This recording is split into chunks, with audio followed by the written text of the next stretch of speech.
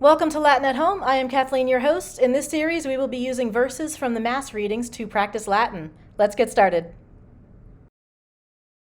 Happy fifth Sunday after Pentecost, everyone. I hope you're having a wonderful Sunday. The Gospel reading this week is from Matthew chapter 5, verses 20 through 24. And I have chosen just the first sentence of verse 22 in this Gospel. So it reads like this: Ego autem dico vobis, quia omnis qui irascitur fratri suo, reus erit judicio. So let's break this down. Ego autem dico vobis. So we do have a conjunction here. Let me just take care of that. So autem means however or but. I like to get conjunctions out of the way early because in English, that's how we start those sentences. And the most important part of the sentence, of course, is the subject and verb. There's not always a subject written in Latin, but this time there is. So the word is ego, and no, that is not a waffle. That is where we get the English word ego. So if you have a big ego, you're all about yourself. Ego means I, and it's our subject, so it's in the nominative. And then our verb is dico, so it ends in an O because the subject is I. So ego is optionally written there. If ego were not there, you could still tell that the subject's I because it ends in that O.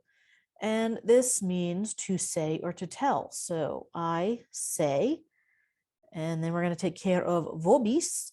And vobis is another personal pronoun. It's in the dative form. And this is the you all form, y'all. So to you all, to you plural, y'all. So however I say to you, maybe I should do a video on pronouns since they exist in all those different cases. If you'd like to see that, let me know in the comments. And next line we have quia omnis qui irascitur fratri suo. So quia normally means since or because.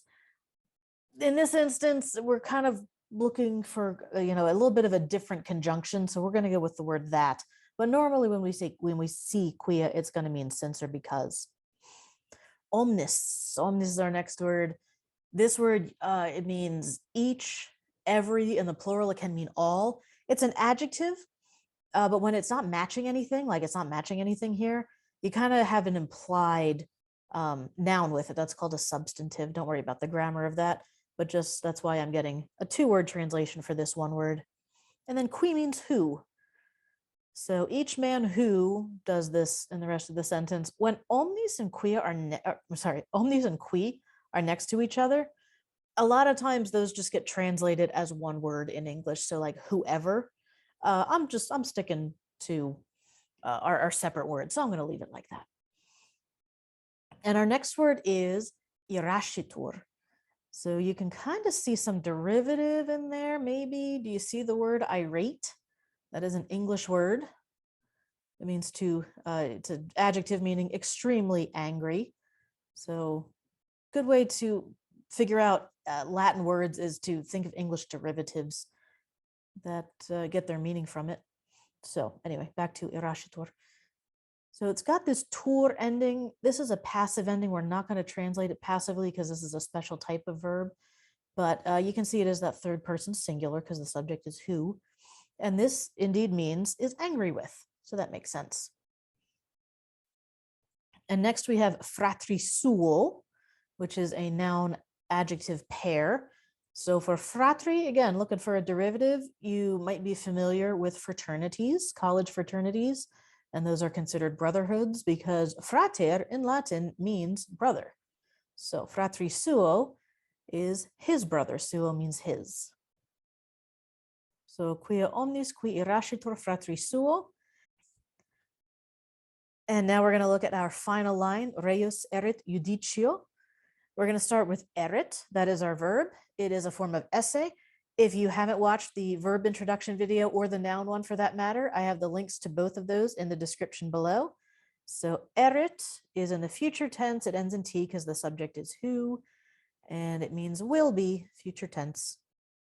And then we're going to go to reus.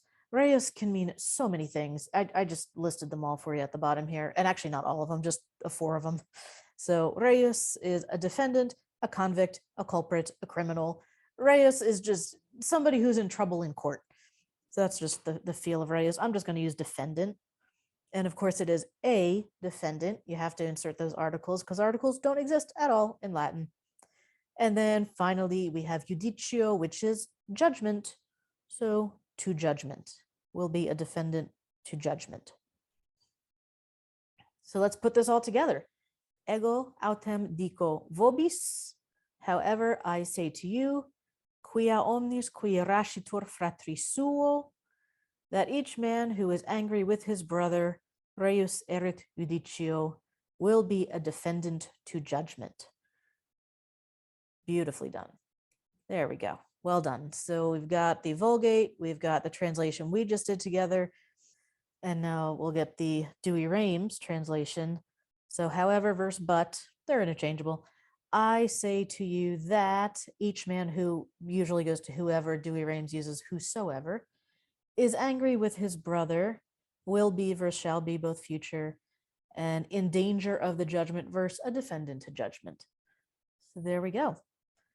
Great job translating today. If you liked this video, please give it a thumbs up. Also, let me know in the comments below if you have any questions about this or if you have ideas of other videos that you'd like to see. And please also subscribe. I do plan to continue these for every Sunday and do some feast days as well. So let's just go to our final slide before we say goodbye. This verse, of course, is taken from the Sermon on the Mount, so I thought this would just be a good image to meditate on as we thought about this verse. So thank you so much again for joining me here at Latin at Home, and I hope you have a blessed 5th Sunday after Pentecost.